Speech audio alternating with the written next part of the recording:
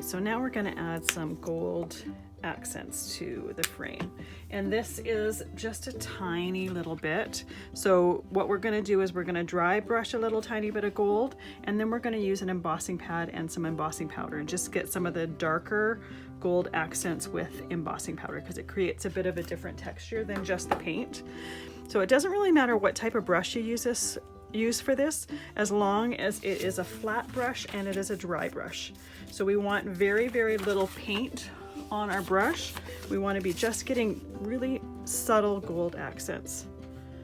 So go with a light hand first. You can always add more, but well, I mean, I guess technically you could take this away. If you got too much gold on it, you could always go and take some of the black and cover up your gold, but it's always easier to go light-handed to begin with and then add more if you decide that you want a little bit of extra. And you'll see that I'm not putting on everything. I don't want it to be completely covered in gold. I am just adding just subtle little bits. If you prefer and want to have it completely covered with gold, absolutely, it's your project. You can absolutely do that. I just want it subtle.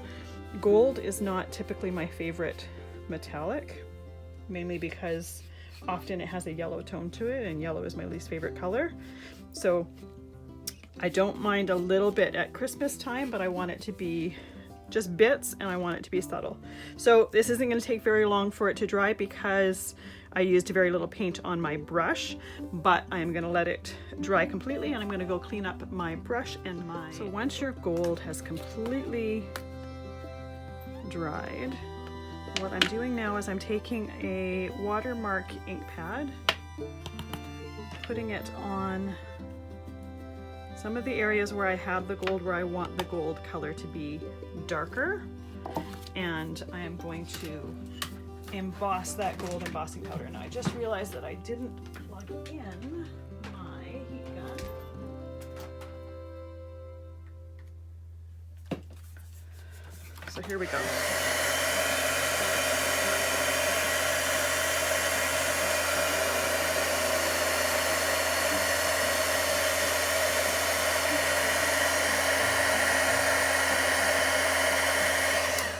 So you definitely want to be using a heat gun for this that is going to melt that powder. And you can see that it just has a bit of a different look to it than just the gold paint. It adds some texture to the frame. And again, I'm not putting this everywhere. I'm just putting it in places. Now, if you get something like that where you've gotten too much embossing powder, it seems to like to stick to the wood no matter whether it's dry or not. Just take a stiff brush, take the excess off, and tap it off.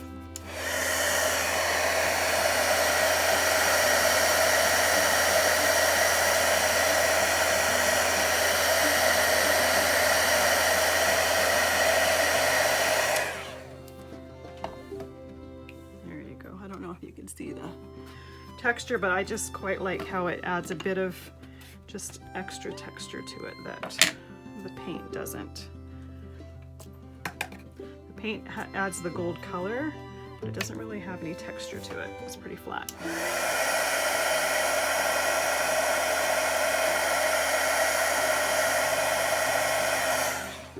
And once your heat gun has warmed up, it's going to take a lot less time to do the embossing.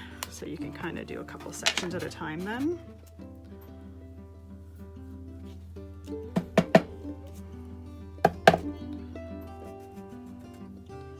And just remember, if there's excess that you don't want on there, to take it off before you emboss it. Once it's embossed and melted, you can't take the excess embossing powder off.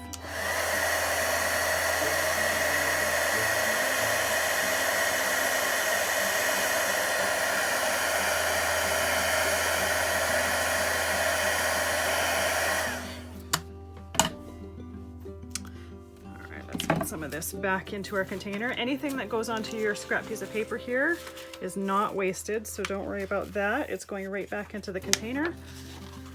It's just a place for us to catch it all. there's my pad there. I'm gonna put a little bit there, a little bit in this corner, and a little bit there.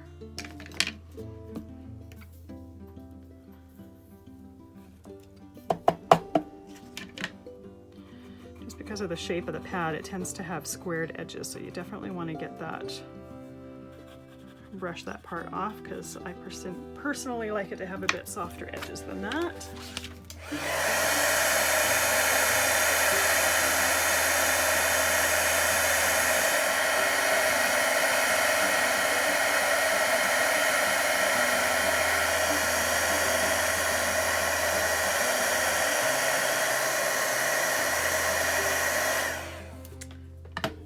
Go. Now we're all ready for our next step. If you're the type of person that loves mixed metals, you could always add some different metallics on here as well.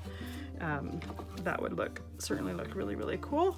But for this one, I'm just sticking with the gold as the metallic accent to it. All right, so that is done for right now. We're going to set it aside, and I'll see you in the next video. We're going to start making our fake candles.